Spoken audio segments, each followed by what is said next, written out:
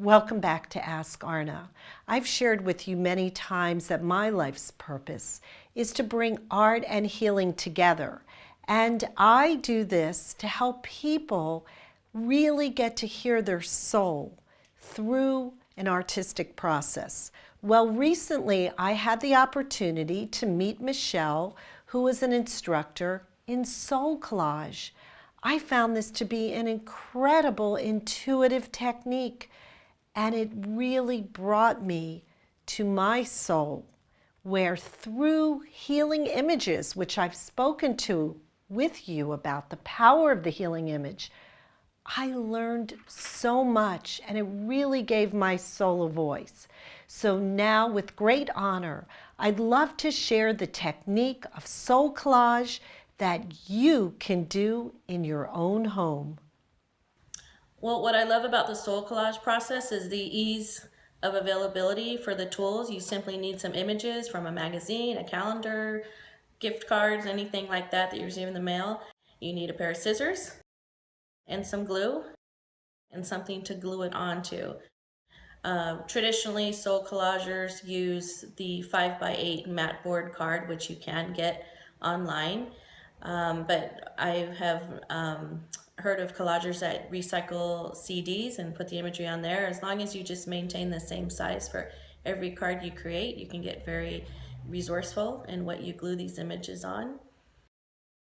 Soul collage absolutely does give your soul a voice, and it gives yourself a creative expression that is friendly for all levels of creativity, even those who think they aren't artistic in any way. It's a wonderful blend of creativity and intuition. Okay, I have some handy tools that I like to use for collaging. They're easily accessible pretty much in any craft or even office supply store. The glue that I use is just an archival safe glue, so it's gonna last for you. And I just happen to use a square shaped one because it's really easy to use, but it's certainly not the one that you have to use. I would just be sure you pick an archival safe glue.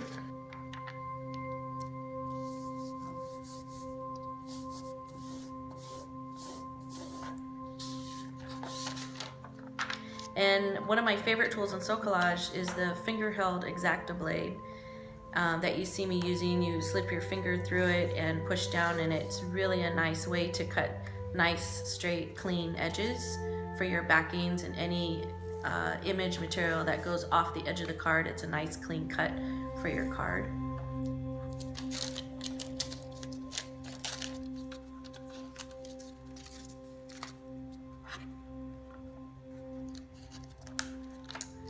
Scissors, regular everyday good paper scissors, and if you want to get fancy with the scissors, you can get the little decorative edge scissors, which are kind of fun to use, or the precision tip scissors.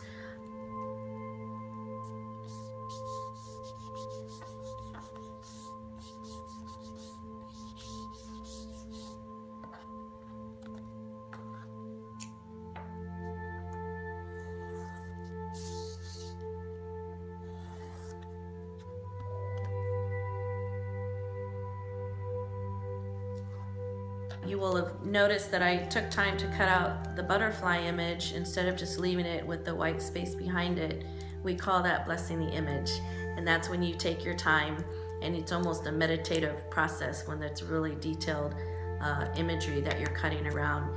And I like to really take my time and do that because it really makes a difference in the card, and it's another reflection of how you see yourself. You have to remember each card you make is a part of you that you're putting out there.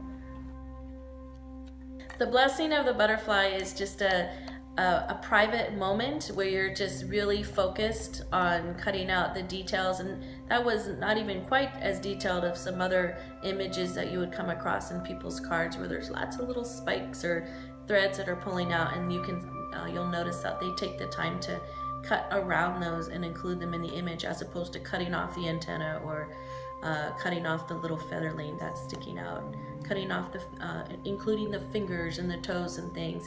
It really brings such depth to the cards that you make, which is a great reflection of how you're using the cards.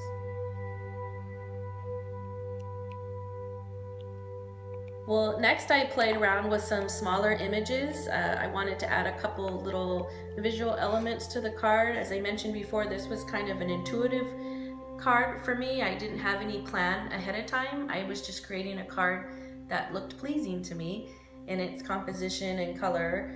And so I had pre-cut some images that I'd been carrying around, hoping to add to the card, like the little Pegasus that I added at the end.